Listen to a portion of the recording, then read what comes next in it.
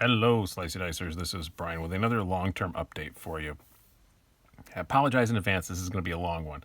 I've got 8 knives to go through today. I normally try and limit this to 5, but honestly, I got behind. There's been a whole lot of stuff coming out lately, new stuff that I've been reviewing. All of these knives here I've owned in the range of like 3.5 to 5 months. But more importantly, I do keep track of how much I carry stuff, so I've made sure that I carried it enough to really give a true long-term update. Some of them I've carried more than others, but they've all definitely been put through their paces enough that little things have popped up. A couple of them I'm just going to say, no, it's just as good as it was in the review. But a couple of little things have popped up that I want to update. So let's get going with that. First of all, let's just get it rolling. All this is just, like I said, updates at the time I've had them. First up, we're going to have the Hogue Ritter RSK Mark 1-G2 from Hogue Knives. I'm going to make this fairly quick because this was just used in a battle to the death against the Super Freak, and I already mentioned most of these things in that little comparison if you haven't watched it. But still love the knife, still great. Spoiler, it still won that comparison barely. It was a really tight contest, but it did win. The M390 is holding up just like M390 should. It's been awesome. I still love the ergos. The price is still great. It's $155 from KnifeWorks only. But I will say they're delayed a lot. I know Hogue is pumping them out as quickly as they can, but I think the response to this was a bit more than they expected, and they absolutely have gotten behind on them. But I know right now it's still up for pre-order, but some people got them like a week ago. So we'll see when they start showing. But I know some people have ordered them in like October and still haven't got them yet. So we shall see. But anywho, still a great knife. Still love everything about it. The only problems that have popped up with it, and I covered this and that comparison and stuff, the blade centering is still just a bit off. I did take it apart, and I did intend to swap the washers over. Taking apart the Able lock, it's pretty much the same as a Benchmade access lock, but they use thicker springs and stuff. It's so sweary and so fiddly and so complicated. I'm 90% certain I put the washers back exactly as they were, and I meant to flip them, and I'm pretty sure if I did that again and flipped them, it would cure that. Hogue has offered to have me send it back, because they saw it in the video, and they said, just send it back and we'll fix it. I'm sure they would, but it doesn't bother me. It's nowhere near touching or anything. The action's fine. It's just that little thing. The only other thing that started to annoy me about it, not annoy me, but something I've noticed is definitely this G10, and I think I mentioned it in the original review, but I know I mentioned it in the comparison. This pattern in the G10, that's the roughest part of it is right where the pocket clip lands. It's not a hard time sliding in and out of the pocket. It doesn't slow you down at all, but it definitely does chew up pockets a little bit. So I may take this pocket clip off and just sand down that one little spot right where the pocket clip lands, because this is a knife I'm going to keep for a long time, so I don't mind quote-unquote modding it. That's the smallest little mod you could possibly make. But yeah, I'm probably going to do that just to make it not tear up my pockets as much. But other than those two little things, one that I know Hogue would fix if I can't, and one that is a very minor little thing, it's been a great knife, and I still do really love it. And for $155, it's a really good value. When and if you can get them. That little caveat. Next up, the Kershaw Copper Natrix. Yes, it has started to patina. I know you guys keep saying, it isn't patinaed at all. Well, it has a little bit. My hands don't sweat, so when I carry it, it doesn't do anything. The patina it has on it is, honestly, I put it in my bathroom for a week. It's the steam from the shower that's got it to do the little bit that it has. I know some guys have them and they look amazing with these really cool copper patina, but just, yeah, my hands literally do not sweat at all or leave any oil or anything. I should be a bank robber. I literally, honestly, I barely leave fingerprints. It's really weird. I can touch glass and sometimes it doesn't leave a fingerprint. I am a freak of nature. It's the horrible superpower that I have. This has developed a couple of little issues, and I will say, they developed quickly and stabilized, and nothing else has happened. So I think something shifted somewhere or something. I don't know. But here are the two issues that I developed with it. It's mostly okay. And these are small things, but when it's closed, there's a little detent rock there. it's not bad. There is like some tension on it. You guys can't feel it, but it's still just you get that little bit of detent wobble there, which is kind of annoying. And deployment obviously is still good. When it's open, it's completely no lock rock, no blade play. It's solid as can be when it's open.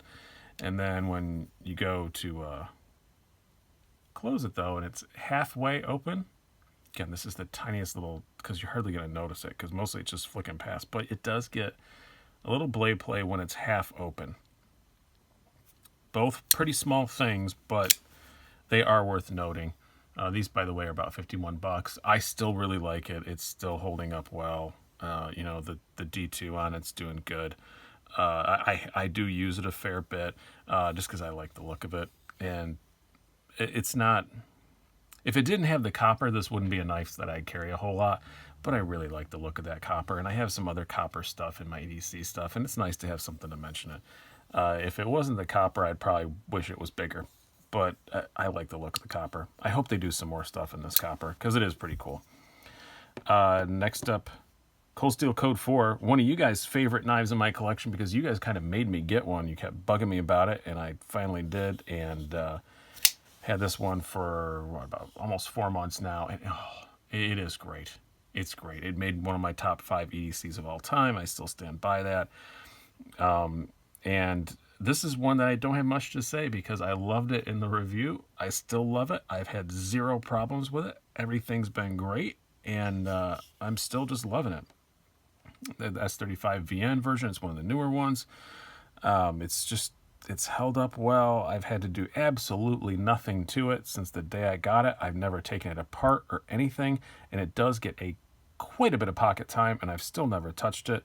I think maybe I've stropped it once or something. I think that's about it. Once or twice, that's about it. It's just hollow grind blade, $80 too. It's such a good price. I still will say and maintain that this is the best thing Cold Steel makes. It's a great knife. It's just freaking good, and you should really get one. $80 if you are kind of iffy about Cold Steels, and some people are. I was for a long time because of their marketing and stuff like that. It is kind of a thing. But if you're iffy about Cold Steel, yeah, get this one. $80, and it's the best thing they make. The Code 4 is just freaking fantastic. Next up, the Civivi Backlash. I thought I put this in a long-term update, but I didn't. Again, I've had this about 4 months. Really, just it's doing good. It's doing good. The blue liners are not growing on me, I can say. I do still wish it did not have the blue liners. If I was a just regular owner, I would have sanded all that off by now, but I am a reviewer, and I like to present the knife in its stock look when it is in comparison videos or whatever, so I haven't touched it. The 9CR18 MOV, thumbs up for me.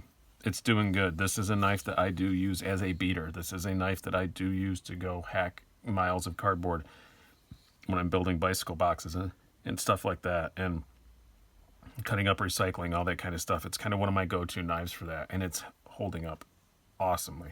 I have had to touch up the edge a couple times, but nothing that I think it does just as good as other people have said.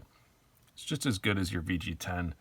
Just as good as your 14C28N. It's a really good steel, guys. I know that it has a CR in the middle of it, and people freak out and they think it's like 8CR. It's not. It's so much better than that. It's still ergonomically great. Action's great. All that stuff. You guys see this in my videos all the time. You know I like it. It's still a really good knife. Still really liking the Backlash. I will say I did sell almost all of my Civivis just because they keep coming out with new ones, and this was the one I kept, and now I have another one. Now I have 2, but this was the one I kept initially, and I think that was a good decision. Still great knife. Next up, Bird Raven 2. I've had this the most time of any of them, but this is the one with it took me 5 months to get enough carry time to really do a long-term update on this, but I don't regret buying it at all. BD1 steel. Bird is, Spyderco's subline. I got it mostly because people kept bringing it up, and I mentioned that my first Spyderco was a Tenacious, and some people were kind of like, yeah, maybe you should get a Raven too, it's better. And I got one, and yeah, I agree with that. If you are buying your first Spyderco, if you just want your first Spyderco, and a lot of people will buy a Spyderco Tenacious because it actually says Spyderco on it. But other than that, you are doing it wrong. This is cheaper, $53. I think the Tenacious is a bit more than that now. I'm sure someone will correct me in the comments down below. But if it's more expensive than a Tenacious, it ain't by much. I'm pretty sure that Tenacious is more. Better steel, getting BD1, which Spyderco's BD1 is kind of underestimated. It's really, really good. I have Manix 2 Lightweight and BD1, and it holds up awesome. This is just more ergonomic. I just really like it. And this is one of these knives that, as I said, I don't carry it as often as I should, but every time I do, I wonder why I don't. It's great. I guess it's because I have cooler, quote unquote cooler stuff, but if you want to get somebody into the knife hobby, this is one that I would recommend. $53. It is technically a Spyderco, and you can see the Sal Glesser mark on there. Ergonomics are awesome. The build quality is awesome. It's the best thing in the Bird line, and I would say the best entry level Spyderco. Action's held up really well. And this did get dunked once, I will say that. I did have it where it fell in some water for a while, and it wasn't a big deal. I did take it apart and clean it and tune it at that time, but that was it. Just a great knife.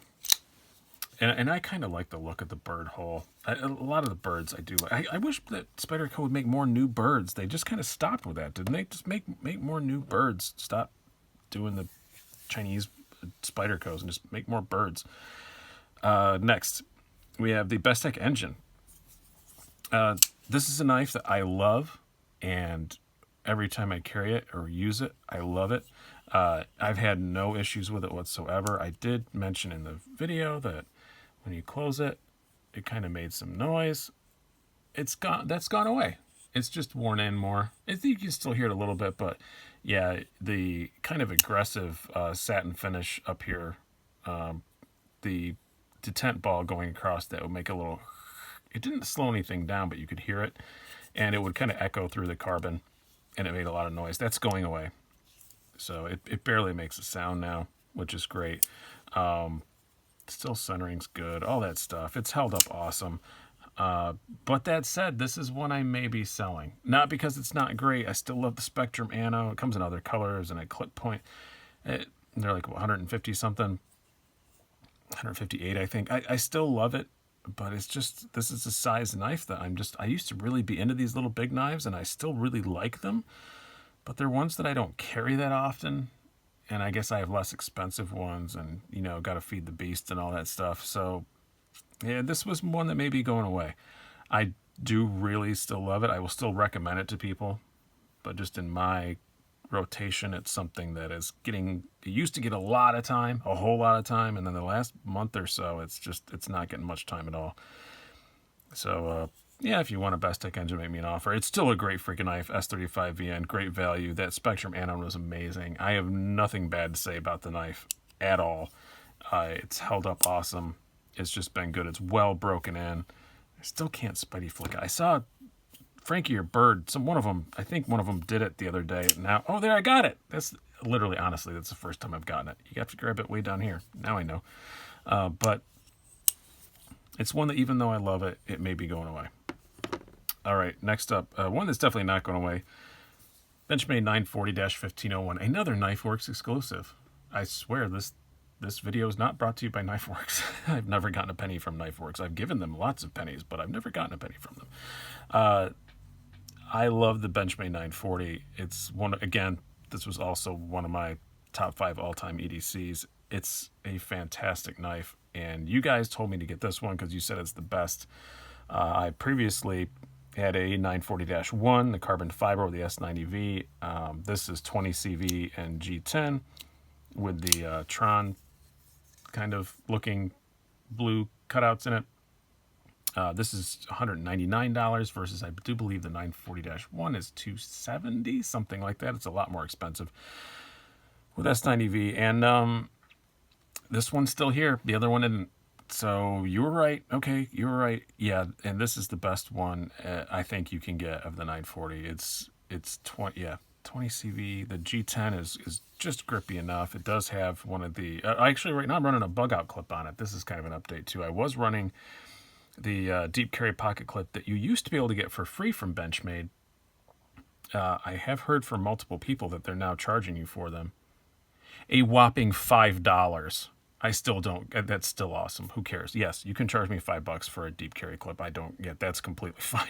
But I had an extra bug out clip around, and I took the deep carry clip off of this and put it on my Super Freak when I got that, and I just happened to have this around, and I thought, I'm going to throw this on here and see how it works. You know what?